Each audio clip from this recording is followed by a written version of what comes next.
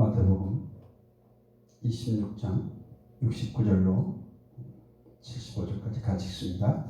베드로가 바깥 뜰에 앉았더니 한 여종이 나와 이르되 너도 갈릴리 사람 예수와 함께 있었도다 하거늘 베드로가 모든 사람 앞에서 부인하여 이르되 나는 내가 무슨 말을 하는지 알지 못하겠노라 하며 앞문까지 나아가니 다른 여종이 그를 보고 거기 있는 사람들에게 말하되 이 사람은 나사렛 예수와 함께 있었도다 하며 베드로가 맹세하고 또 부인하여 이르되 나는 그 사람을 알지 못하노라 하더라.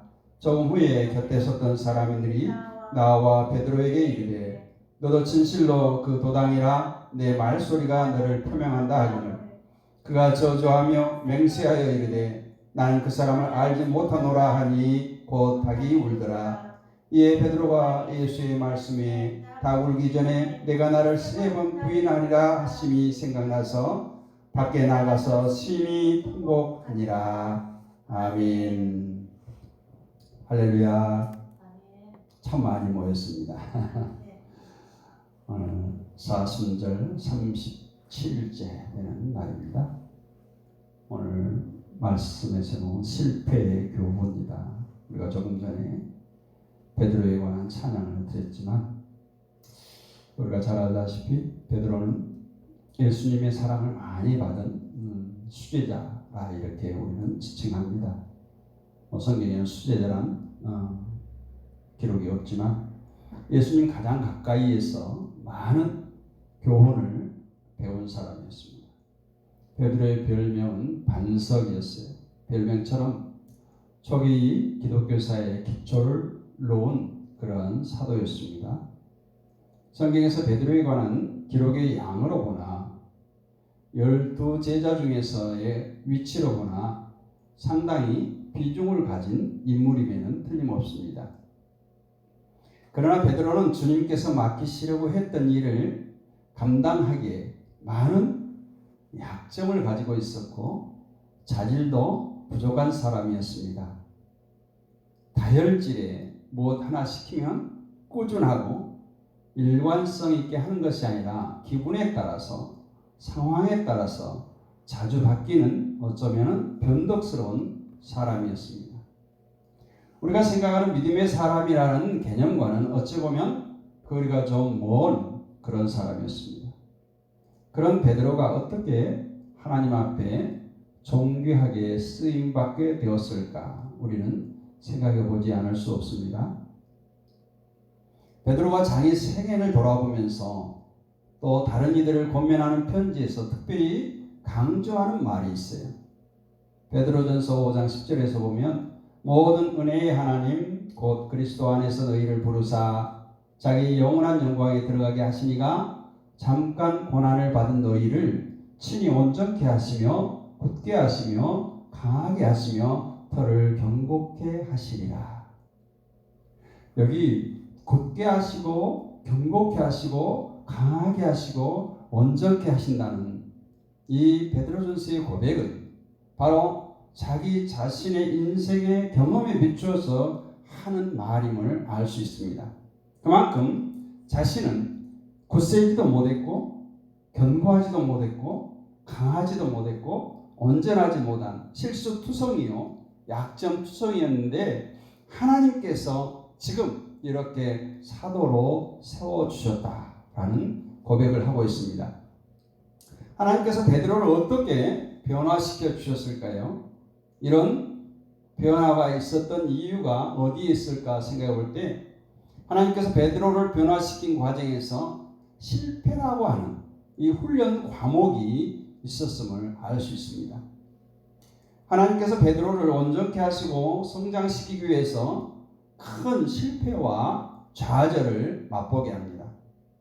피할 수 있다면 누구라도 피하고 싶고 겪고 싶지 않은 그런 과정을 통해서 베드로는 한 단계 성장하면서 더 온전히 서갈 수 있었던 것입니다. 훗날 베드로는 자신의 편지에서 고백합니다. 너희 모든 염려를 다 주께 맡겨버리라. 이는 저가 너희를 공고하심이라. 살아가면서 겪는 모든 염려와 불안, 초조와 두려움 등 그것들을 모두 주께 맡길 때 주님께서 공고하실 때 다 맡겨버리라. 원래 우리는 그런 사람이었다라고 자신의 과거의 삶에 비추어서 오늘 우리에게 권면하고 있는 것입니다. 그러면 하나님께서 베드로에게 실패를 허락하셔서 베드로로 하여금 깨닫도록 하고자 하셨던 것이 무엇일까? 실패라는 과정을 겪어야만 훈련될 수 있었을까 생각해 보게 됩니다. 마태복음 5장을 보면 예수님께서 잡히시고 대제사장 가야바의 집에서 재판을 받게 되는데 그 시점을 기록하고 있습니다. 이때 베드로는 예수님을 멀찍이 따라와서 재판 광경을 구경하고 뜰 안에서 아마 모닥불을 쬐고 있었던 것 같습니다. 그때 한 계집아이가 와서 베드로에게 당신 예수와 함께 있던 자인 것 같다 이렇게 말합니다. 이에 대해 베드로는 예수를 모른다고 부인합니다. 조금 불안해진 베드로는 이제 밖으로 나와서 바깥 뜰에서 불을 쬐었습니다. 또 다른 계집종이 베드로를 알아보고 너 갈릴리 사람이 아니냐, 예수와 같이 있던 사람 같다 말합니다. 다시 베드로는 맹세코 예수를 모른다고 말합니다. 그리고 또 1시간쯤 지나서 다른 사람이 베드로의 말소리, 그 억양을 보라고 하면서 갈릴리의 예수와 똑같다 말합니다. 그럴 때 베드로는 나를 그런 사람으로밖에 보지 않느냐, 자신을 스스로 저주하면서 절대로 아니라고 말합니다. 그때 닭이 울었습니다. 그리고 베드로는 예전에 했던 예수님의 말씀이 생각나서 밖으로 나가서 심히 통곡했다. 오늘 이렇게 말씀이 기록되어 있습니다. 우리는 여기서 베드로의 실패 장면을 목격하고 있습니다.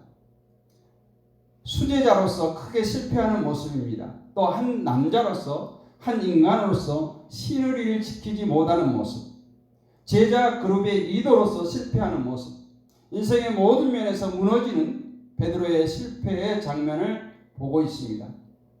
무너진 자기 인생을 보면서 통곡하며 울고 있는 한 남자의 회복될 수 없는 깊은 울음을 듣고 있습니다. 어쩌면 우리 중에도 자신의 살아온 인생을 돌아보고 또 우리의 커가는 자녀들을 바라보면서 남에게 말할 수는 없지만 속으로 눈물을 흘리며 나는 실패한 사람이요, 나는 실패한 부모로구나, 나는 실패한 크리스찬이구나 이렇게 생각하는 분이 있을 수도 있습니다. 가정을 잘못 꾸려왔다고, 잘못 살아온 남편이고 아내였다고 고백할 수도 있습니다. 우리 중에 정말 행복하기를 꿈꾸지만 가정이 깨지거나 또 사업의 실패, 건강상의 실패, 또 여러 가지 문제가 생겨서 내 삶이 왜 이렇게 되었을까?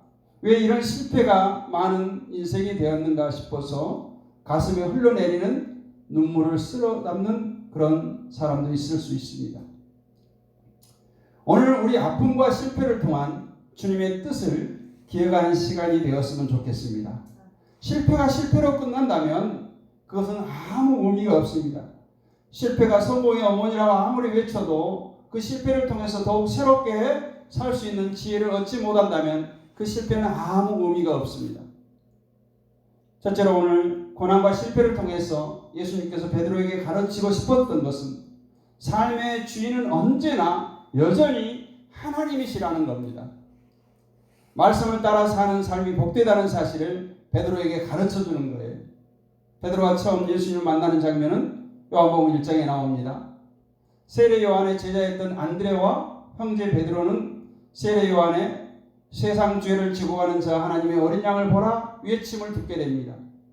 또 마가복음에서 세례 요한이 잡힌 이후에 예수님께서 갈릴리 바닷가에서 고기 잡는 어부였던 안드레와 베드로를 찾아오는 장면도 있습니다.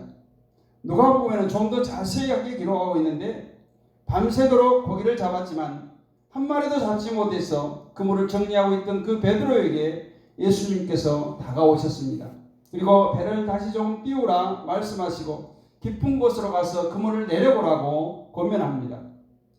그때 베드로가 이야기합니다. 저는 바다에서 잔뼈가 굵은 사람입니다. 고기를 언제 어디서 잡을 수 있을지 나는 잘 알고 있으며 이 분야에서 나는 전문가입니다. 당신이 목수 출신임을 잘 알고 있고 당신을 믿을 만한 근거가 아무것도 없지만 한 가지, 당신의 말씀이라는 사실을 믿고 그물을 내려보겠습니다. 그리고 그물을 내립니다. 뜻밖의 결과가 나왔습니다. 자기 지식과 경험을 동원해서 밤새 잡고자 했건만 잡히지 않았던 그 고기가 불가능한 가운데서 많이 잡힌 겁니다. 베드로는 고기가 얼마나 많이 잡혔는가에 신경 쓰지 않았습니다. 고기의 흐름을 알고 그 바다 밑을 꿰뚫어 보시는 예수님은 자신의 존재 역시 꿰뚫어 보실 수 있을 분이라는 그 믿음이 생겼던 겁니다. 이제 그 자기 나름의 인생 기준으로 살아왔지만 이제 모든 것을 내려놓고 예수님의 말씀에 의지해서 살아가는 것이 의미 있는 삶이라는 것을 베드로는 깨닫게 되었습니다. 그래서 베드로는 그 자리에 그물을 버려두고 예수님을 따라가는 것입니다. 이것이 쉬운 얘기 같지만 오늘날 우리에게 닥친다면 이것은 쉬운 얘기가 아닙니다. 오라고 한다고 바로 따라가는 사람이 어디 있습니까? 그것도 자기의 모든 생업을, 삶의 터전을 내팽개치고 언제 어디서 마주칠지도 모르는, 우리의 삶을 책임져 줄지도 모르는 그 사람을 따라 나선다는 것은 쉽지 않습니다. 그만큼 베드로에게는 말씀에 대한 절대적인 신뢰가 있습니다. 베드로가 얼마만큼 예수님 말씀을 신뢰하고 있었는지는 한 일화를 통해서도 알 수 있습니다.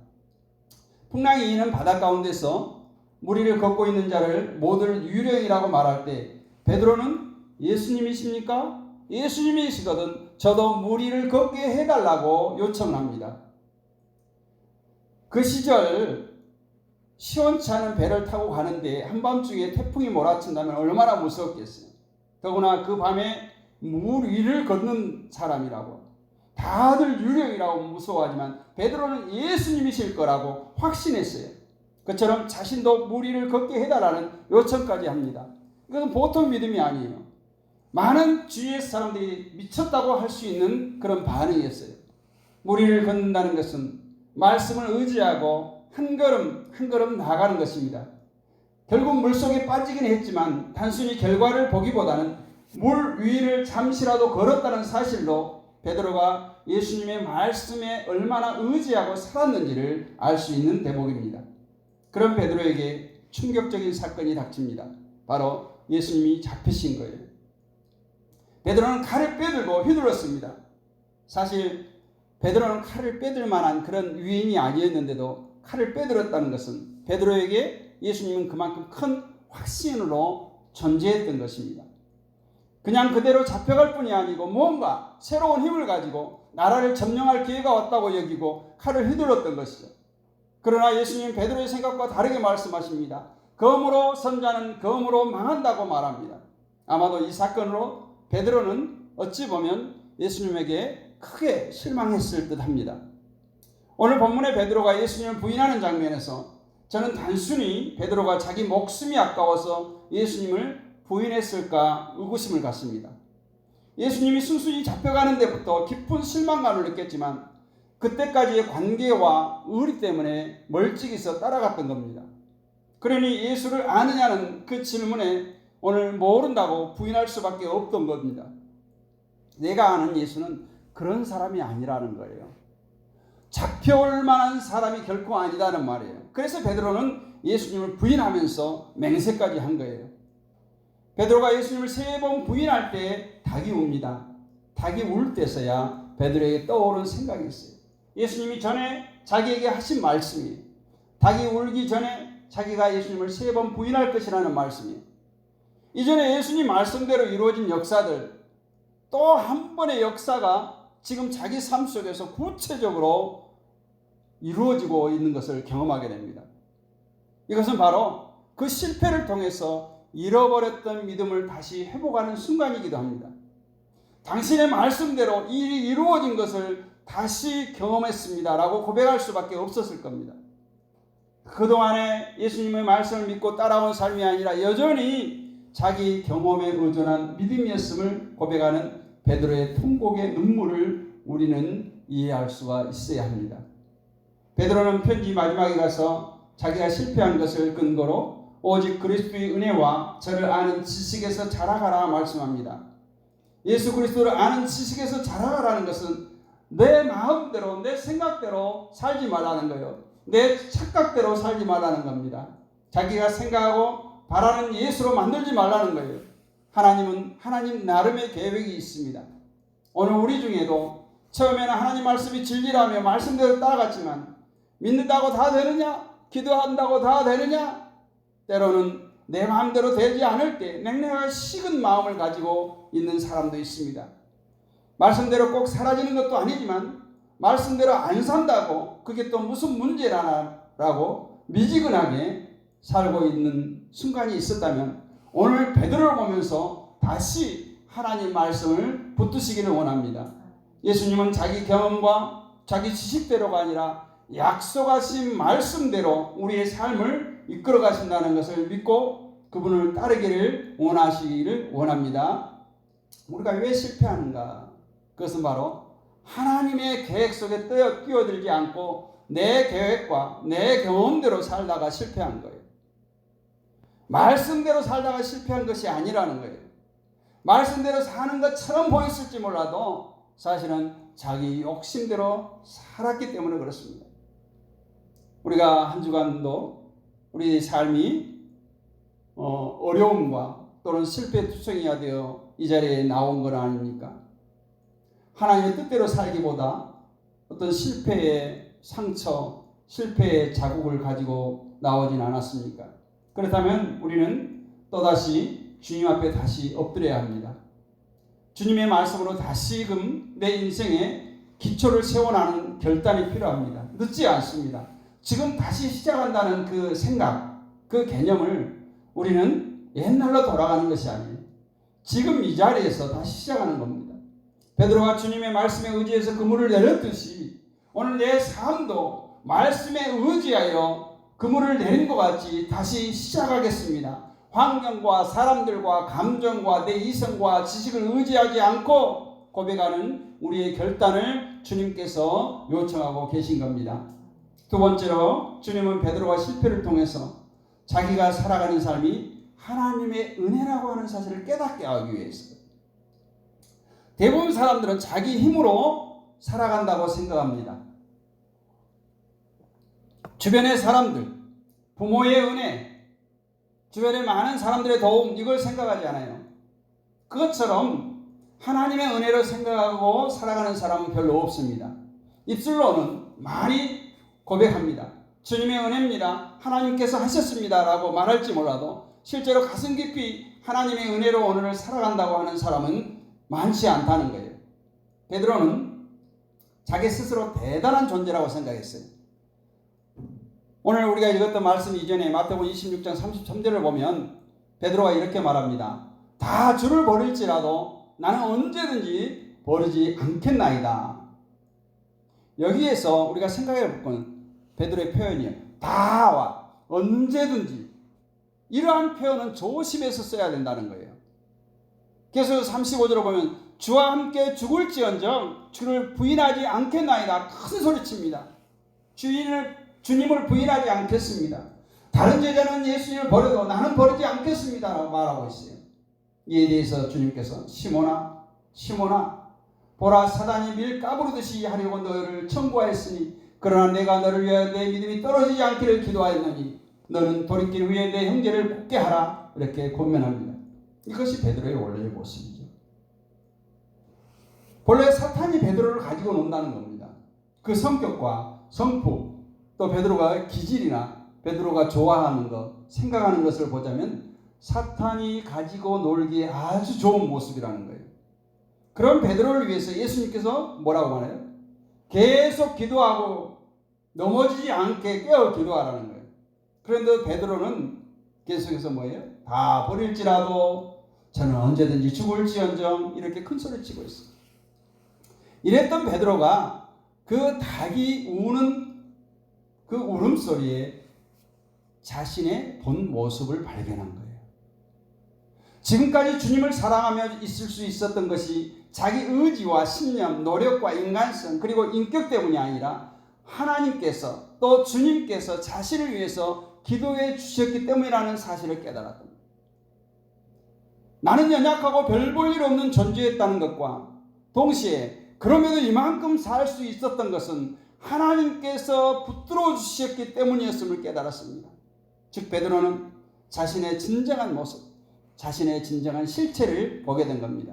우리 중에도 스스로 나는 인격이 참 괜찮은 사람이다 생각하는 사람이 있어요. 그러나 사실은 그런 사람은 없어요. 한 커플, 두 커플 벗겨내고 우리의 본성이 드러나면, 아니 본성까지 아니라도 우리가 선한 성품 한순간에 사람이 그렇게 악해질 수가 없습니다. 하나님께서 붙들어주지 아니하면 어제까지 선했던 사람도 오늘 악한 사람이 될 수 있어요. 내 자신이 잘나고 잘 살고 지식이 대단해서 이만큼 살고 있는 것이 아닙니다. 스스로 대단한 존재인 것처럼 사니까 교만해지는 것입니다.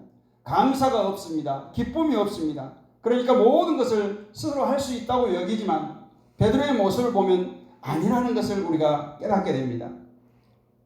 자신이 대단한 존재인 줄 알았던 베드로, 그 어린 소녀의 한마디 말 앞에 무너지지 않습니까? 로마 병정이 칼을 가지고 와서 위협하면서 한 것이 아니라 그냥 똑같이 불 쬐고 있다가 소녀가 어머 예수님과 함께했던 아저씨 아니야? 이 정도예요. 우리가 결심을 단단히 크게 하고 기도도 몇 시간씩 하고 예물도 많이 하지만 조그만 문제 앞에서 단 한순간에 이렇게 우르르 무너지고 마는 것을 우리들의 삶을 통해서 많이 경험하게 됩니다. 베드로가 3년간 주님과 닦아나왔던 그 관계가 이 어린 계집종의 말 한마디로 한순간에 무너진 것처럼 우리가 똑같이 그럴 수 있는 연약한 존재라는 거예요. 그런 베드로가 자신을 보았습니다. 통곡하며 울 수밖에 없습니다. 진정한 자기 모습을 발견해서 통곡하고 운다는 것, 이것이 바로 오늘 실패의 교훈이에요. 나는 이런 존재밖에 되지 않는구나. 남들이 존경해 주는 것 같아도 내 혼자 있을 때 내 모습을 보니 나 같은 인간도 정말 인간 같지 않았구나. 더구나 하나님 앞에서 우리가 양심적으로 신앙적으로 생각해 본다면 나는 막대기와 같은 존재였구나. 지렁이와 같은 존재였구나. 베드로는 정직하게 자기를 직면했습니다. 이런 깨달음이 없는 사람은 은혜 중에 있는 것을 모르는 사람입니다. 실패를 거듭한 사람, 깨어져 보고 부서져 본 사람이 정말 다른 사람 앞에 관대해집니다. 또 용서를 잘합니다. 왜냐하면 자기도 별 수 없는 사람이라는 것을 알기 때문에. 실패해보고 아파해본 적이 없는 사람, 죽음의 지경에 이르러보지 못한 사람은 다른 사람을 이해하지 못합니다. 오늘 베드로가 깨달은 것이 있다면 자신이 지금 살아가고 있는 것은 하나님의 은혜라는 거예요. 주님은 그것을 베드로가 깨닫기를 원하셨던 겁니다. 마지막으로 주님이 이 베드로의 실패를 통해서 가르쳐주고 싶었던 것은 사명의 자리에 반드시 자신의 삶이 있어야 한다는 거예요. 누가복음 22장 56절을 보면 한 비자가 베드로에게 바른 말을 합니다. 베드로씨, 당신이 있어야 될 자리가 어딘지 압니까? 당신은 예수님과 함께 있어야 할 사람 아닙니까? 두 번째 정도 말합니다. 당신은 저 예수님과 함께 있었던 사람 아닙니까? 이들도 베드로가 어디 있어야 될지, 누구와 함께 있어야 될지를 알고 알려주고 있다는 거예요. 그러나 베드로는 자기가 예수와 함께 있었던 사람도 아니고 함께 있어야 될 사람도 아니라고 부인합니다. 그 전에 베드로가 한 말은 어디든지 주를 따라 주가 있는 곳에 가겠다. 죽는 자리라도 함께 가겠다고 말했는데 그렇게 큰 소리 쳐놓고 한 여자아이가 당신의 자리가 예수 옆이 아니냐고 물을 때 바로 부인하고 맙니다. 베드로는 닭이 올 때 그때서야 자기가 있어야 될 자리를 깨닫고 통곡합니다. 여러분, 오늘 내가 원하던 자리가 이 자리가 아닌데, 내 인생이 이렇게 되기 위해서 지금까지 살아온 것이 아닌데, 내가 이런 아버지가 되려고, 내가 이런 어머니가 되려고 살아온 것은 아니야. 그렇게 울부짖으며 내가 원치 않은 자리에 왜 왔을까 생각하고 있지는 않는가. 베드로는 그 자리를 떠나 이전 자기의 삶의 자리로 돌아갑니다. 예수님은 베드로를 버리지 않았습니다. 쫓아가서 베드로야, 내가 이 사람들보다 나를 더 사랑하느냐? 내가 이 사람들보다 나를 사랑하느냐? 내가 이 사람들보다 나를 사랑하느냐?